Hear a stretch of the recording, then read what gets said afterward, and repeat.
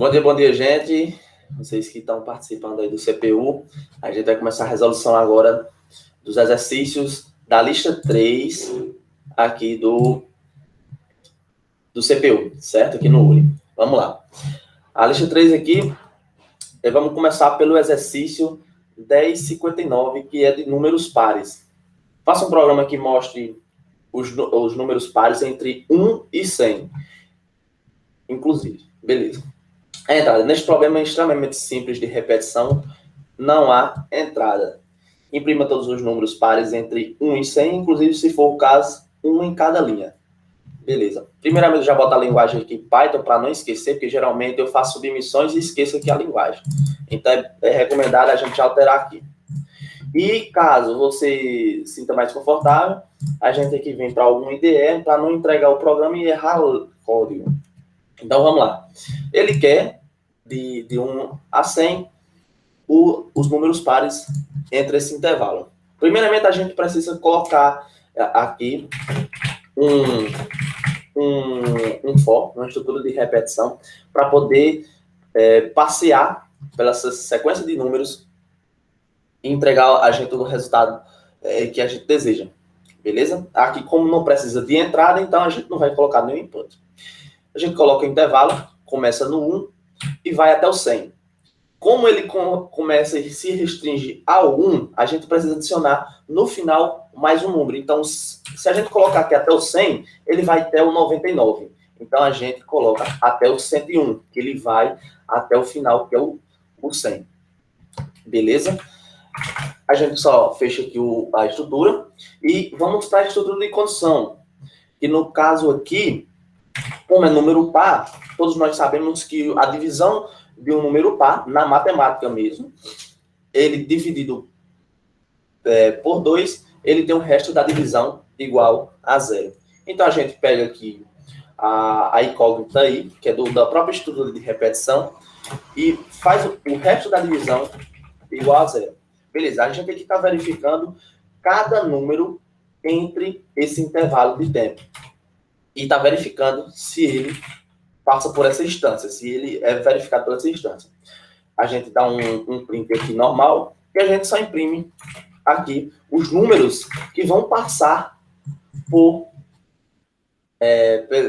essa instância. Beleza? Vamos dar uma executada aqui para ver se executa. Show de bola. Se não executar, a gente já faz a instância direitinho. Beleza. Ele entregou aqui todos os resultados de 1 a 100. Lembrando que a gente só adicionou um aqui porque ele sempre, o intervalo final, ele é 1 a menos. Então, ele está imprimindo aqui todos os números. E como deu certo, show de bola, a gente vai e submete lá no URI. Lembrando, Python 3.9, show de bola, enviar, submete aí certinho. Pronto, galera, aqui já deu a submissão certinha pra gente. Lembrando que todos os códigos vão estar no repositório lá no GitHub, beleza? Para vocês acompanharem o código e vocês acompanharem as indentações certinhas, ok? Vamos lá. Bom, resolução 1064, que é de positivos e média. Então, vamos lá. Leia 6 valores. Em seguida, mostre quantos destes valores digitados foram positivos. Na próxima linha, deve-se mostrar a média de todos os valores positivos digitados com um dígito após o ponto decimal. Então, a gente vai fazer um tratamento aqui. A gente sempre isola os pontos aqui essenciais, que é para o nosso programa, onde precisa aqui o tratamento, certo? Ele vai entregar os valores positivos e a média com uma casa decimal a mais. Beleza? Na entrada, a entrada vai conter 6 números, que podem ser valores inteiros ou float, beleza? Que é os flutuantes. Pelo menos um destes números será positivo. Pelo menos um deles tem que ser positivo, beleza? Que no caso aqui poderia ser o 7, o exemplo da entrada. A gente sempre testa depois. O primeiro valor de saída é a quantidade de valores positivos. A próxima linha deve mostrar a média dos valores positivos digitados. Então, primeiro, a gente printa os valores positivos e depois a média entre eles. Vamos lá, lembrando que sempre coloca logo aqui a linguagenzinha. E vamos começar aqui. Primeiro, eu vou abrir duas variáveis. Antes de qualquer estrutura de repetição, que no caso vai acontecer aqui para receber o total de números positivos, que no caso aqui são 100 entradas, então a gente sempre abre as duas variáveis precisas antes de começar qualquer coisa. Então a gente vai criar aqui uma variável para o positivo, para contar, são dois contadores na verdade, e uma para soma, certo? Então a gente coloca aqui e abre duas variáveis. Sabendo disso, a gente vai criar uma condição agora, uma estrutura de condição, não, uma estrutura de repetição para inserir esses 6 valores, essas 6 entradas que o usuário vai digitar. Então a gente faz um range mesmo, limitado a 6, beleza? E a gente recebe um total de... Eu vou colocar para diferenciar que não importa a variável, aqui no for, a gente coloca outro para dar uma mesclada. Como aqui vai ser um inteiro, um flutuante, a gente já define como flutuante, beleza? Input, para receber as entradas do usuário, e aqui vai a primeira condição. E já vai fazer a soma, se for positivo.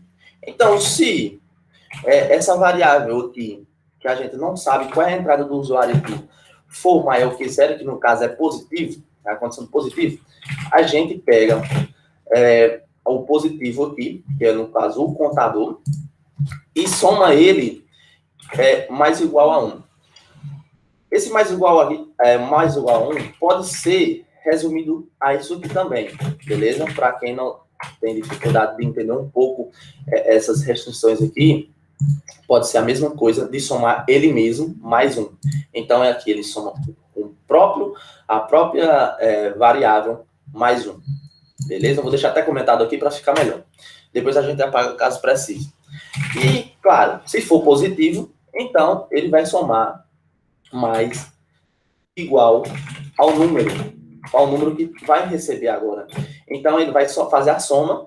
No caso, a primeira variável é o contador de números positivos. A segunda é a soma entre eles. Caso seja positivo, ele soma entre ele mesmo. Beleza? Lembrando aqui que também é igual a soma mais o elemento que está sendo verificado. Se cair na instância de condição, ela vai, soma aqui, conta mais 1 no positivo e soma com a variável soma, que no começo ela é 0. Aí, quando tiver um número positivo, ele vai somando até finalizar os 6 números.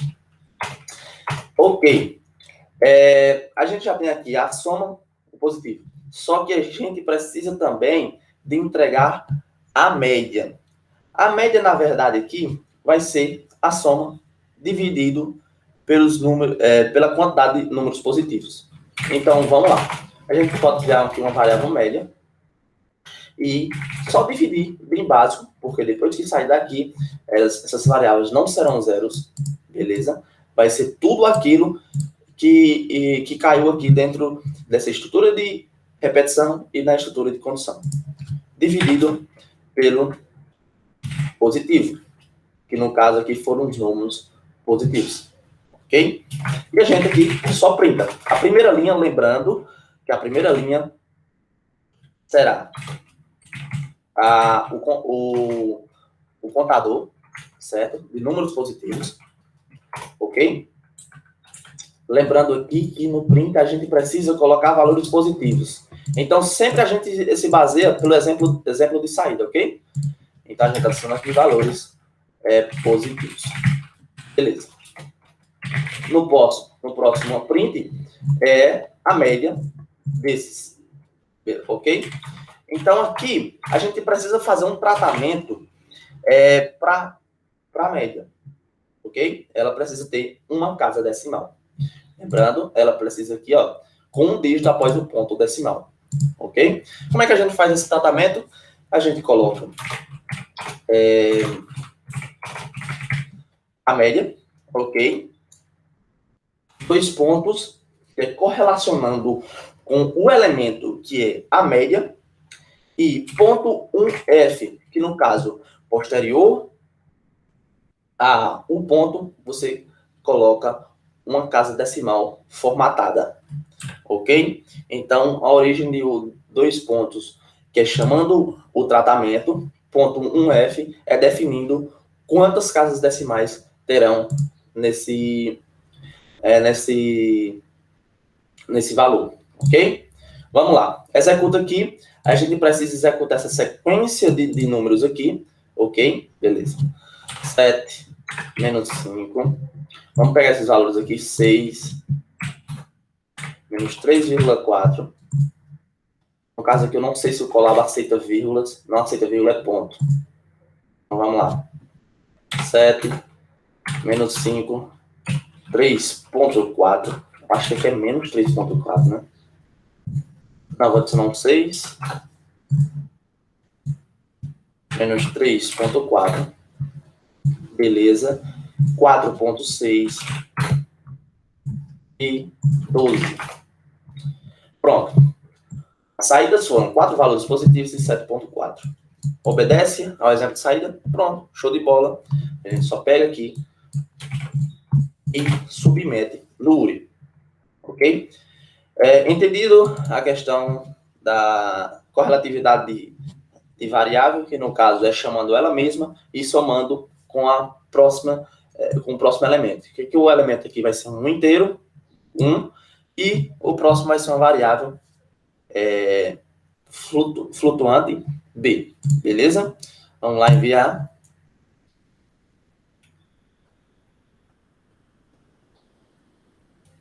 Beleza, submeteu. Bom, agora vamos para o terceiro exercício, que é de nível 1 do URI 1073, que é o quadrado de pares. Ela não é difícil, mas também ela é bem basiquinha. Deixa eu colocar logo aqui como Python 3.9, certo? E aqui, lê um valor inteiro n, certo? Apresenta o quadrado de cada um dos valores pares de 1 até n, inclusive se for o caso. A entrada contém um valor inteiro, 5 menor que n, menor que 2000. Beleza. Imprime o quadrado de cada um desses... Espera aí, eu vou voltar aqui, porque até eu fiquei em dúvida. Vamos lá. Fazer a leitura bem, porque a leitura não saiu muito boa, não. Vamos lá. Lê um valor inteiro n, apresenta o quadrado de cada um dos valores pares, de 1 até n, inclusive n, se for o caso. A entrada contém um valor inteiro n, 5 menor que n, menor que 2000. Imprima o quadrado de cada um dos valores pares, de 1 até n, conforme o exemplo abaixo. Tome cuidado, algumas linguagens têm por padrão apresentarem com saída 1 mais 006 ao invés de 1 milhão, o que é ocasionar a resposta errada. Neste caso, configura a precisão adequadamente para que isso não ocorra. Beleza. Então, esse aviso aqui sempre verifica a linguagem para a gente ver aqui se não vai entrar nos parâmetros da saída nessa questão aqui. Ok? Vamos lá. Como é Python, não tem esse probleminha, então é show de bola. Ok. A gente precisa ler um valor inteiro, n, e apresentar o quadrado de cada um dos valores pares. Ok? Vamos lá. A gente precisa, primeiramente, criar uma variável onde ela vai receber a quantidade de vezes, beleza? Que ela vai rodar. Então, a gente pega aqui quant e recebe inteiro. Beleza. Recebe por padrão inteiro. E agora a gente precisa entender um pouco o range, que ele vai se basear na quantidade aqui que foi inserida pelo usuário. A gente tem uma certa manipulação do usuário para o programa. Então, o que é que a gente vai fazer? Vai colocar o range tranquilo.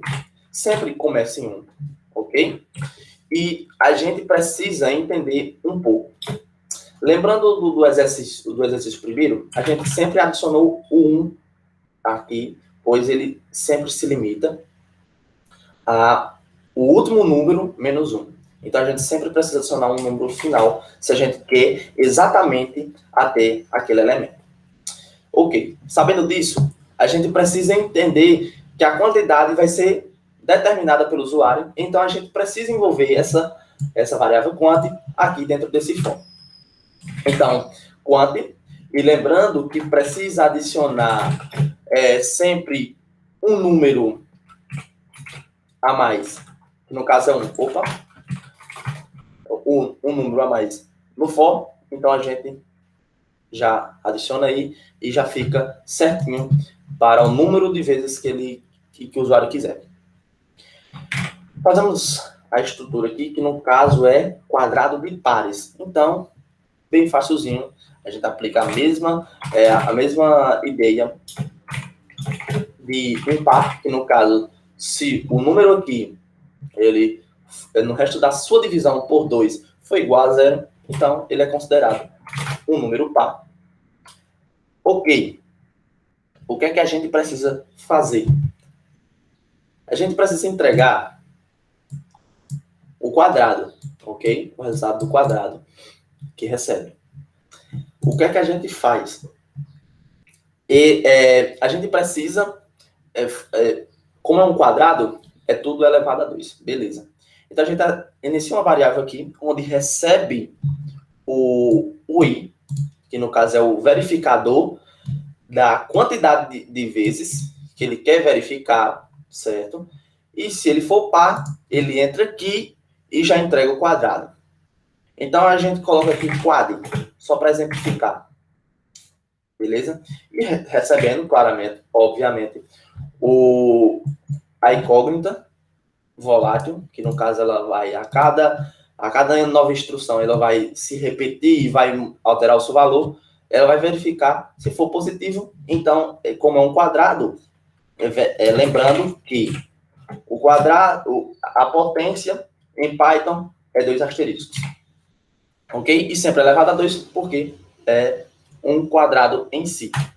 E a gente só precisa printar agora, no caso aqui, recebe o número par que passou pelo if, certo? Com o acento circunflexo subentendendo elevado a 2, certo? Que no conhecimento matemático, circunflexo é uma potência. E o número elevado, certo? Então, o que é que a gente vai fazer aqui? No final, o resultado, que no caso é o quadro, que é o quadrado. Beleza? Vamos lá. Lembrando, sempre f-string, e a gente coloca aqui a variável, que no caso é o i, que a gente vai verificar, e como é um quadrado, eleva a 2. Ok. Note que ela tem correlação em todos. Elevado a 2, elevado a 2, elevado a 2, que é o quadrado em si. É igual, a gente precisa sempre obedecer aqui a saída, ok? Porque o que entrega aqui no URI é a nossa saída. E o resultado, que no caso aqui o resultado é propriamente dito o quadrado, ok? Então, a gente coloca 4. Beleza, gente. A gente vai executar agora aqui, e ele só precisa receber simplesmente a quantidade de vezes. E a quantidade de vezes não indica a quantidade de saídas. Ela indica o total de vezes que vai ser verificado se o número é par. Coloca 6. E aqui está o resultado. Vamos verificar 2 elevado a 2, 4 elevado a 2, 6 elevado a 2. 2 elevado a 2 é 4, 16, 36. Beleza. Vamos agora submeter lá no URI. Enviando. Pronto, aceito. Ok? Agora eu deixo vocês com o Gustavo aqui para as próximas resoluções. Valeu. Boa tarde, galera. Meu nome é Gustavo e eu vou aqui fazer a resolução dos 3 últimos exercícios da lista de vocês. Primeiramente, né, vamos fazer uma leitura do enunciado. É uma questão nível 4, mais difícil da lista. E seu nome é Sequência de Números e Soma. É o exercício 1101. Então, lendo aqui o enunciado, ele fala: leia um conjunto não determinado de pares de valores mn. Então, a partir daqui, a gente já sabe duas coisas do nosso programa. A primeira coisa é que a gente, como vai ler um conjunto não determinado, ou seja, algo que a gente não sabe quando vai acabar, a gente vai precisar usar um while e que para ser uma repetição de... Perdão. A gente vai precisar usar um while para que ele seja uma estrutura de repetição infinita. Até que dada a condição que ele fala aqui, seja atingida e ele saia da repetição, que é quando algum dos valores for menor ou igual a zero. E a segunda coisa que a gente pode saber dessa sentença é que a gente vai ler dois valores, m e n, e eles vão ser na mesma linha, como está aqui no exemplo de entrega. Então a gente vai precisar usar o split. E aí, para cada par lido, mostre a sequência do menor até o maior e a soma dos inteiros consecutivos entre eles. Então, isso aqui mostra outra coisa que a gente vai precisar fazer no código, que é verificar qual dos números é o menor e qual dos números é o maior. E, além disso, para cada sequência, né, de números, a gente vai precisar fazer a soma dos inteiros. Então, nesse caso aqui, ó, 2 mais 3 dá 5, 5 mais 4 dá 9, e 9 mais 5 dá 14. Aí a gente precisa imprimir aqui 14. Certo? O arquivo de entrada contém um número não determinado. A última linha de entrada deve conter um número nulo ou negativo. E aí, para cada dupla de valores, imprima a sequência do menor até o maior e a soma entre eles, conforme o exemplo abaixo. Então, vou aqui alterar a linguagem para Python, você pode pesquisar. Python 3.9, fechar isso aqui. E vamos para o Colab. Eu acho que vocês conseguem ver nesse formato de zoom. E, bem, novamente, a gente vai precisar usar uma estrutura de repetição infinita. Então, a gente coloca aqui um while true. Ou então, você também pode definir uma variável que é, por exemplo, lendo, que recebe true. Então, você pode substituir esse true aqui por lendo. Então, enquanto está lendo, ele fica repetindo. Correto? Fora disso, ele precisa ler dois valores mn. Então, vou colocar aqui valor 1 e valor 2, que vão receber um input do usuário.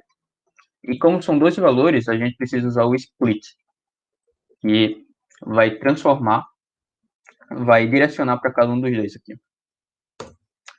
Mas, nota-se que quando a gente usa input, a entrada do usuário vem em formato string, ou seja, vem como uma palavra. Então, a gente precisa transformar eles em números. Então, a gente pode fazer da seguinte forma: a gente define novamente os dois valores, o valor 1 e o valor 2, e a gente transforma eles em inteiro. Inteiro valor 1 e inteiro valor 2. Inteiro valor 2. Certo? E aí ele fala aqui que a gente precisa parar quando algum dos valores for menor ou igual a zero. Então, se if valor 1 for menor ou igual a zero, e, ou no caso, né? Porque pode ser algum dos valores, não necessariamente os dois. Ou o valor 2 seja menor ou igual a zero, a gente dá o break. Ou então, a gente pode fazer também a seguinte forma, que é transformar o lendo em false. Então, eu vou usar aqui desse formato. Beleza? E de resto, a gente também precisa agora verificar qual dos dois é o menor e qual dos dois é o maior. Então, vamos transformar aqui. A gente pode fazer da seguinte forma. A gente pode definir o maior, que vai receber o valor 1, e a gente pode definir o menor, que vai receber o valor 1, o valor 2. Nota que a gente não sabe, a partir disso aqui, qual dos dois é o maior e qual dos dois é o menor. Então, a gente pode fazer um if novamente, para que se a gente tem entrado em alguma contradição, ou seja, se o valor 2 for o maior entre os dois, entre o valor do 1 e ele, então, se o menor for maior que o maior, a gente entrou em contradição e a gente vai ter que trocar. Então, a gente coloca maior recebendo o valor 2 e o menor recebendo o valor 1. Ok, a gente já tratou qual dos dois é o menor e qual dos dois é o maior. E agora, a gente precisa imprimir a sequência do menor até o maior, contando os dois. Então, a gente vai ter que fazer um for. Nota que isso aqui, a gente está usando for porque é algo determinístico, né? A gente sabe que tem que ir do menor até o maior. Então, indica-se o uso do for. Então, para cada número, for número, no intervalo em range do menor até o maior mais um, e aí a gente tem que usar maior mais um, porque justamente o segundo indicativo do range não conta ele. Então, se por exemplo fosse 5 aqui, iria até 4, então a gente tem que usar mais um. A gente vai ter que dar um print no número. E certo. E eles têm que ficar na mesma linha. Então, como é que a gente pode fazer para eles ficarem na mesma linha? Eu vou usar aqui também o fstring, que é um formato que vocês aprenderam para o print. Então, a gente coloca o número. E a gente, ao final, coloca o end. E o que é que o end faz? Em vez dele dar um enter, ele vai dar um espaço. Então, usando o end e colocando um espaço aqui, ele vai finalizar quando for... Ele vai finalizar com um espaço. E eu acho que eu fiz errado. Eu acho que é aqui o end. Exato. Não, é aqui mesmo. Espera, Ctrl é aqui. Beleza? E aqui eu vou rodar para verificar se está funcionando. Está conectando aqui. Conectado. E aí os exemplos foram 5 e 2, certo? Ele imprimiu a sequência 2, 3, 4 e 5. Foi 6 e 3. E aí ele imprimiu a sequência 3, 4, 5 e meio. E 5 e 0. Ok? Então, a gente também vai precisar dar um break aqui nesse... A gente não pode fazer dessa forma, porque ele está imprimindo do 0 até o 5. Então, a gente tem que dar um break aqui, porque ele vai sair do laço de repetição, do while, da estrutura de repetição while. Correto? Então, além disso, a gente precisa verificar a soma. Então, como é que a gente pode verificar isso? A soma, a gente vai ter que definir a soma aqui dentro do while, com ela recebendo 0. E ela precisa receber 0 porque a cada repetição eu vou precisar zerar a soma. Porque se eu não fizesse isso, a soma, por exemplo, da segunda repetição aqui, seria 18 mais 14. Então, para cada repetição, a gente precisa dar um reboot, uma reinicialização nela. Então, a gente define ela como 0. E aí, a gente faz a soma sendo igual a soma mais o número. Que a gente pode simplificar da seguinte forma. Vou dar um Ctrl+C, Ctrl+V aqui. E a gente pode simplificar também da seguinte forma. Sendo a soma mais igual o número, que é basicamente a mesma expressão, só que de forma simplificada. Então, isso aqui é basicamente isso daqui. E aí, fora do laço de repetição, eu coloco print printf, né? Sum é igual a soma. Então, rodando aqui para a gente ver se está tudo certo. A gente bota 5 e 2. Então, 2, 3, 4, 5. E sum igual a 14. 6 e 3. E aí deu 3, 4, 5, 6. Sum igual a 18. E o 5 e 0 a gente tem que sair, né? Então, você percebe aqui que deu tudo certo. Ele saiu. E a gente pode colocar o código no URI. Vou colocar aqui. E vamos colocar em enviar. E aí, aceitado. E vamos para a próxima questão. Senha fixa. Essa questão aqui é mais simples. A questão é 1114, de nível 1. E o que é que ela fala? Escreva um programa que repita a leitura da senha até que ela seja válida. Então, como ele fala que a gente vai repetir a leitura até que a senha seja válida, novamente não é um formato determinístico, não é um formato que a gente consegue saber se vai o número de repetições, se vai ter de 2 até 5, por exemplo. Então a gente vai precisar novamente usar um while true. E para cada leitura de senha incorreta informada, a gente escreve a mensagem senha inválida.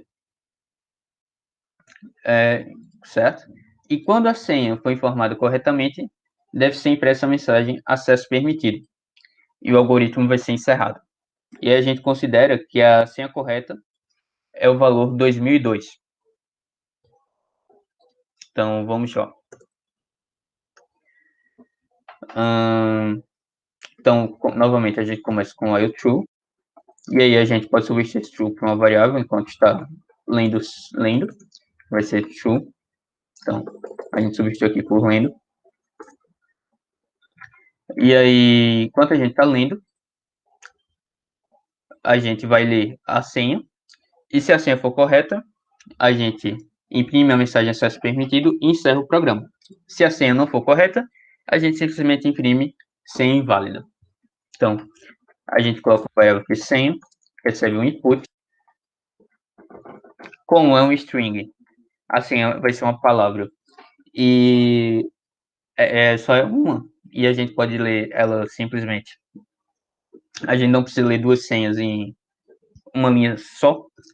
A gente não precisa usar o split, a gente só precisa usar o input.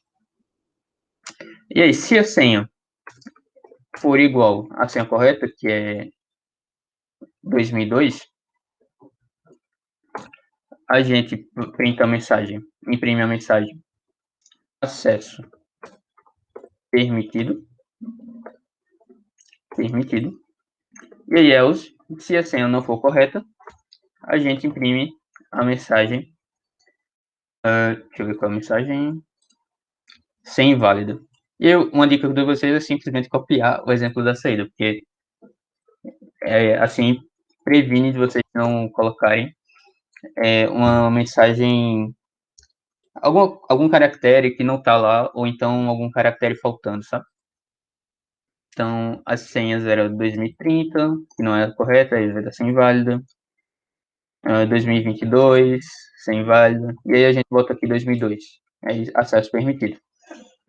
Então, a gente pode aqui finalizar o... Opa! Tá. Quando o acesso é permitido, a gente precisa dar um break. Então, a gente precisa encerrar a repetição. Isso foi algo que eu esqueci de fazer aqui no código. Então, aqui 2030, acesso sem válida, 2022 sem válida, e aí 2002, acesso permitido, e ele encerra a repetição e, consequentemente, o programa. Agora que a gente tem o código, a gente procura aqui Python 3.9, correto? E a gente imprime, a gente copia nosso código no exercício e vamos enviar tudo certinho.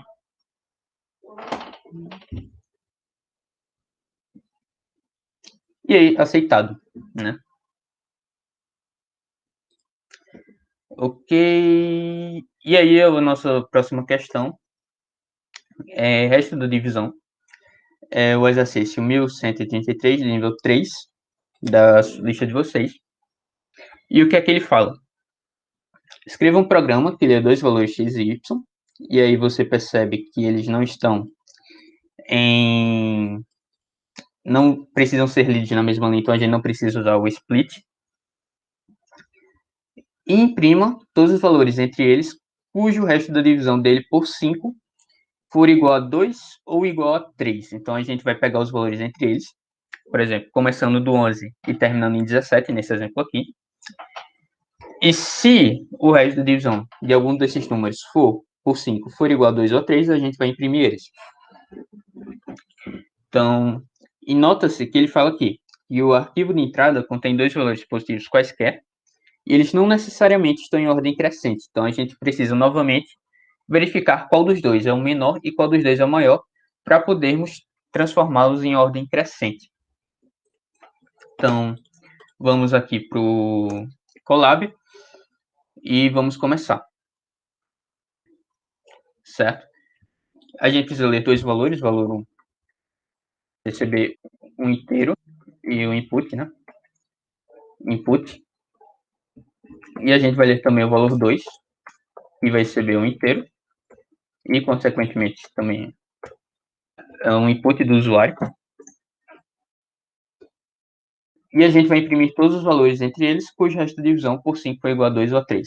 Mas antes a gente precisa verificar qual dos dois é o maior e qual dos dois é o menor. Então, o maior vai receber valor 1 e menor vai receber o valor 2. E aí, novamente, se a gente entrar em alguma contradição aqui, se o menor for maior que o maior, se o valor 2 for maior que o valor 1, a gente simplesmente troca, né? Se o menor for maior que o maior, a gente vai trocar. Então, o maior vai receber o valor 1 e o menor vai receber o maior vai receber o valor 2 e o menor vai receber o valor 1. Certo? E agora a gente já tem quais são o menor valor, a gente já ordenou eles em ordem crescente, o menor e o maior. A gente pode fazer essa parte aqui, imprimir todos os valores entre eles, cujo resto da divisão por 5 for igual a 2 ou a 3. Então, você percebe que é uma repetição determinística, porque a gente sabe que vai dar repetição entre o menor e o maior, não contando eles, né? Então, para cada número, for número, no intervalo em range de menor mais 1, porque a gente precisa contar a partir do próximo, a gente não conta os números, a gente conta entre eles até o maior, e a gente não adiciona um no segundo aqui, justamente porque a gente não precisa contar o maior. A gente precisa verificar se esse número, o resto dele, então a gente precisa verificar se a divisão dele, se na divisão do número, o resto dele vai ser igual a 5. Então, se o resto do número por 5 for igual a... Perdão, eu vou colocar aqui novamente do começo aqui. Então, agora, a gente que já ordenou os valores, a gente pode justamente verificar, fazer a estrutura de repetição. Então, para cada número no intervalo em range do menor mais 1, e por que mais 1? Porque justamente a gente não vai contar o menor número, a gente vai pegar entre eles, ou seja, no exemplo do Uri, contando a partir do 11. Então, do menor mais 1, 11, até o maior. E o maior, ele não conta ele, né? No caso, o segundo parâmetro aqui, ele não vai contar ele. Então, a gente não precisa adicionar mais 1, ou menos 1, no caso. A gente pode simplesmente deixar ele como está. E aí, a gente precisa verificar se o resto desse número dividido por 5 é igual a 2 ou a 3. Então, a gente pode fazer uma variável aqui, resto, e recebe o resto do número dividido por 5. Então, se o resto for igual a 2 ou o resto for igual a 3, a gente vai imprimir o número. E acho que é só isso. Vou aqui rodar. Foi 10 e 18, né? Por exemplo. E ele imprimiu tudo certinho aqui, 12, 13 e 17. E aí eu vou copiar aqui o código, enviar. E deu accepted.